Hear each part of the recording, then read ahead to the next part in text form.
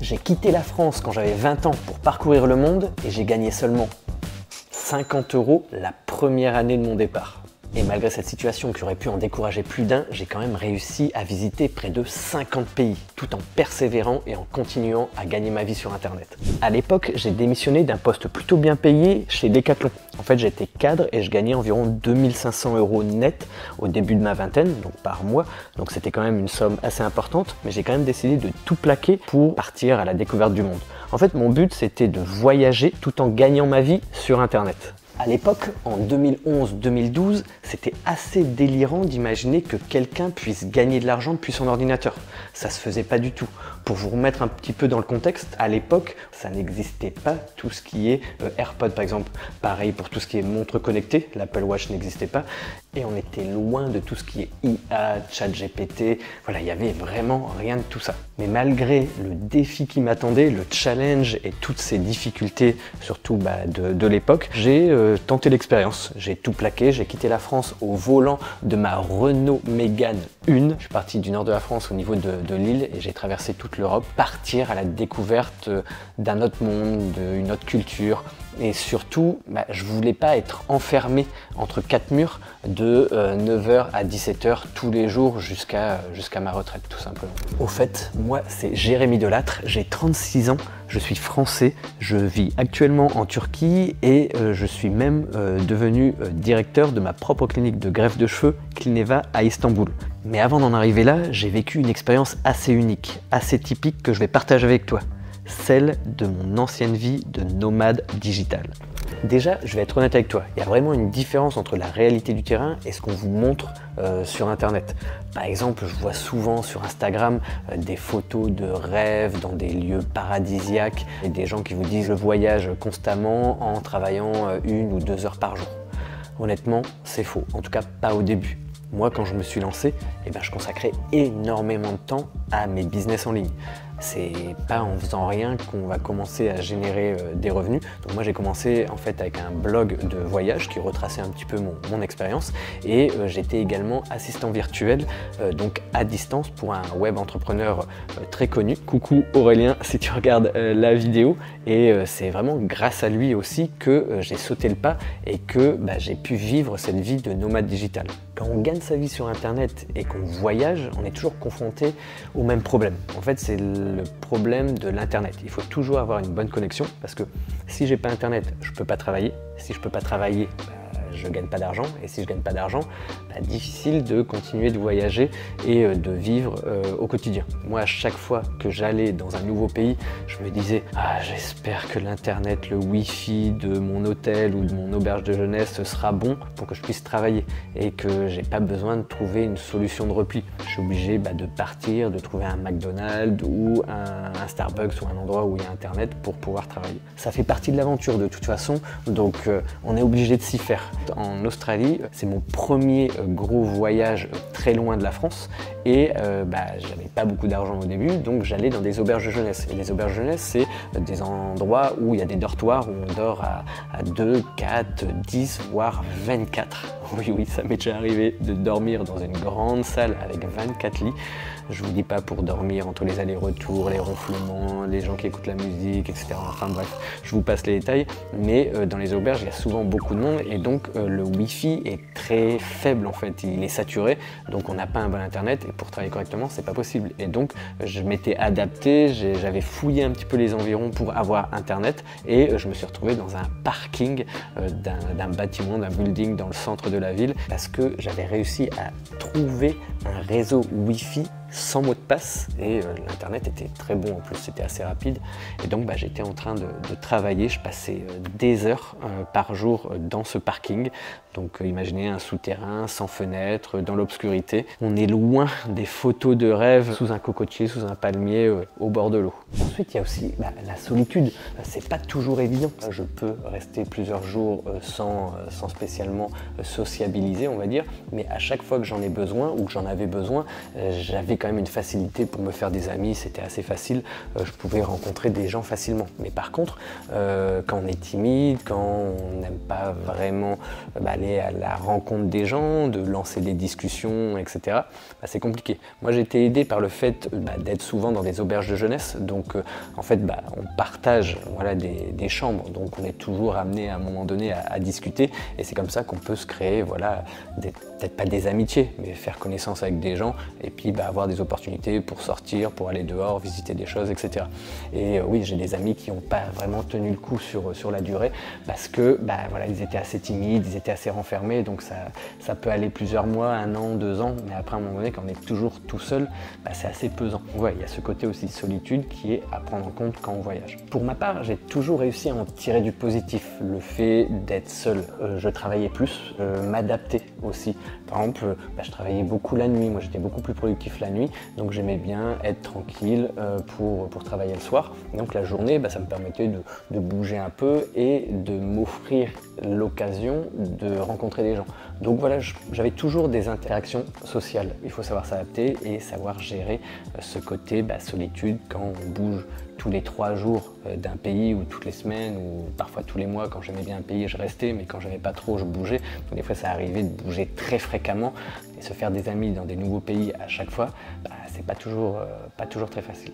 Je pense aussi qu'il ne faut pas oublier le côté mental. En fait, le fait de pouvoir gérer le stress, je pense d'avoir un mental assez fort, ça peut aider. Et ça, on n'en parle pas beaucoup non plus, de pouvoir en fait s'adapter à chaque fois à une nouvelle culture, une nouvelle langue, une nouvelle monnaie, des habitudes différentes, une alimentation différente. Donc il faut gérer tout ça. Si on n'a pas vraiment le mental qui suit, bouger régulièrement, changer de lieu, dormir dans des lits différents à chaque fois, dans des nouveaux endroits, parfois ça peut nous bouffer beaucoup d'énergie.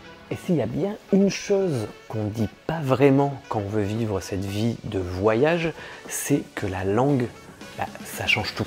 Il y a vraiment quelque chose avec le fait de pouvoir communiquer dans une langue étrangère. Avec juste le français, honnêtement, ce sera très compliqué de pouvoir t'intégrer, de t'adapter, et surtout de réussir ta vie de nomade digital. Pour moi, l'anglais, déjà, c'est la base. Peu importe où on voyage, l'anglais, c'est un petit peu le point commun entre chaque pays. Il y a toujours des gens qui parlent un minimum anglais. Après, si vous parlez plus de langues, c'est encore mieux. Moi, pour ma part, c'était l'anglais et l'espagnol. Et si j'avais vraiment un conseil à donner, c'est d'apprendre un minimum la langue. C'est comme ça qu'on peut communiquer avec les gens, qu'on peut échanger. Bien sûr, il y a les paysages et tout ça, c'est très beau quand on voyage. Mais il y a aussi l'humain, le fait de pouvoir discuter avec des gens, ne serait-ce que quelques mots pour créer un petit lien, un petit contact. C'est le top. Combien de fois je me suis dit mince, c'est dommage, cette personne-là ne parle pas anglais et on ne peut pas communiquer. Des fois, c'est des vieilles personnes dans la rue qui viennent, qui sont curieuses, elles voient la caméra, elles voient que tu es étranger et qu'il n'y en a pas beaucoup dans les environs. Et donc, ça fait toujours plaisir de pouvoir discuter. Ils sont curieux et malheureusement, on ne peut pas répondre. Moi, c'est notamment au Japon. Au Japon, j'étais assez surpris de voir que les Japonais ne parlaient pas très bien anglais. Et donc, c'était très compliqué parce que tout le monde voulait m'aider dans la rue. Quand j'étais avec une carte, je me souviens à l'époque, c'était en 2009. J'avais pas internet, j'avais pas de téléphone et tout ça comme maintenant. Et les gens voyaient que j'étais un peu perdu. Et donc, ils voulaient m'aider. Mais en parlant japonais, c'était compliqué. Et là, on passe à côté d'échanges qui auraient pu être des très bons souvenirs de voyage. Et c'est pour ça que je te recommande vraiment d'apprendre les langues, perfectionner, t'améliorer en langue, notamment en anglais. Et c'est là en fait que je vais te parler aujourd'hui du sponsor de la vidéo, Lingoda. Et ça match complètement avec le thème de la vidéo parce que pour moi, l'anglais c'est important. Et si j'avais eu des outils comme ça à l'époque, j'aurais peut-être pu créer encore plus de liens que ce que j'ai fait. Hello, my name is Jeremy, so I'm 36 years old and I'm working in Istanbul, in Turkey. Alright, thank you very much for your introduction, Jeremy. Lingoda, c'est une plateforme qui te permet d'être en relation, d'être en contact avec des professeurs natifs. En fait, tu peux prendre des cours de langue en ligne, en anglais, en espagnol, en allemand, en français, voilà, tu as plusieurs langues et tu peux prendre des cours privés ou en groupe, 24 heures sur 24, peu importe où tu te situes dans le monde. Honnêtement, si j'avais eu Lingoda à mes débuts, ça m'aurait évité beaucoup de galères et ça m'aurait ouvert peut-être plus d'opportunités. Des opportunités de voyage, des l'opportunité de discuter avec des gens, que ce soit pour voilà, visiter, apprendre à connaître quelqu'un, en apprendre plus sur la culture, ou même au niveau business, des rencontres professionnelles qui auraient peut-être pu aboutir si j'avais parlé la langue du pays. J'ai été accompagné de Eva qui était ma professeure pour ce cours, et il y a plein de thématiques différentes. Pour ma part, j'ai choisi un cours de groupe sur les réseaux sociaux parce qu'il y a des options de cours privés en face à face avec un prof, ou sinon il y a aussi des cours en groupe, et c'est 24 heures sur 24. Peu importe où tu es dans le monde, même avec le décalage horaire, tu trouveras toujours, même en plein milieu de la nuit si tu veux, des gens qui seront là pour te proposer des cours. Réserver un cours, c'est très facile, vous allez sur le site, tous les liens en description en dessous de la vidéo, vous appuyez sur réserver un cours et voilà, et c'était terminé. Donc c'est vraiment rapide. Après on reçoit un lien Zoom par email pour se connecter au cours. So I have to ask to Fatima, are you on social media? Are you using social media?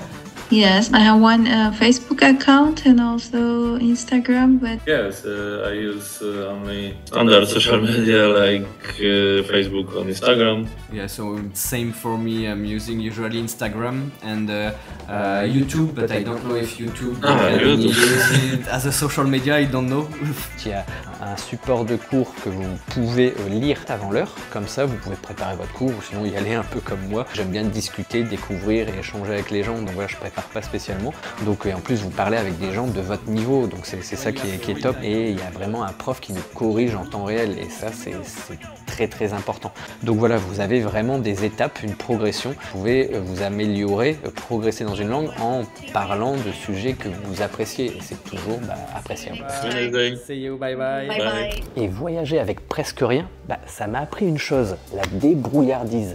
En fait, je me suis rendu compte qu'avec peu de choses, juste avec un sac à dos, ça ne t'empêche pas d'être heureux. Cette expérience m'a fait mûrir, m'a fait grandir. Il y a même mes parents en fait qui me l'ont dit. Ils ont dit Jérémy, après mon premier gros voyage, ils m'ont dit t'as changé, t'es plus le Jérémy d'avant là, maintenant t'es un Jérémy adulte, responsable. Et c'est vrai que depuis que j'ai voyagé, j'ai appris beaucoup de choses, j'ai réussi à m'adapter et je suis devenu complètement indépendant. J'ai réussi à me construire un chemin qui ne m'était pas tracé à la base. En fait, c'était vraiment ce que je voulais faire. Si j'avais suivi ce qu'on m'avait dit quand j'étais petit, voilà, j'aurais eu un gros diplôme, j'aurais trouvé un bon travail, je serais resté dans ce travail-là pour gagner de l'argent, peut-être évoluer, avoir une maison, enfin bref. Là, tu dois te dire, ah ouais, mais c'est pas facile au final de voyager, il y a des galères, etc. Oui, mais il faut toujours rester positif. Une galère qui t'arrive maintenant en voyage, c'est un bon souvenir, une bonne anecdote à raconter plus tard. Donc il faut toujours rester positif. Et des anecdotes, je t'avoue, j'en ai quand même pas mal avec mes 6 ans de tour du monde. Si tu es toujours là au moment de la vidéo, si je t'ai pas ennuyé avec toute mon histoire, pense à mettre le pouce gris en l'air, à t'abonner à la chaîne si c'est pas déjà fait, à me suivre aussi sur TikTok, sur Instagram, voilà, si tu veux en savoir plus sur moi. C'est cette vie au final, cette vie de nomade digital qui m'a amené à ma vie d'aujourd'hui. Pour conclure, si je devais résumer toutes mes années de voyage, je dirais que ça a été vraiment une école de vie. Parce que j'ai appris plein de choses. J'ai appris à tomber et à me faire mal parfois, mais j'ai aussi appris à me relever, et me relever tout seul, et à m'adapter aussi. Et cette seule décision de quitter la France pour aller découvrir tout ce qui se cache ailleurs dans d'autres pays, ça a littéralement changé ma vie pour toujours. Mais attention, voyager c'est bien, hein, c'est sûr, mais il faut savoir financer tout ça. Et donc dans une prochaine vidéo, je vais t'expliquer comment de mes 50 € que j'ai encore ici, j'ai pu financer tous mes voyages et visiter près de 50 pays. Donc je t'expliquerai un petit peu toutes les activités en ligne que j'ai créées, que j'ai mis en place, tout ce que j'ai fait tout simplement pour pouvoir financer mes 6 ans de tour du monde.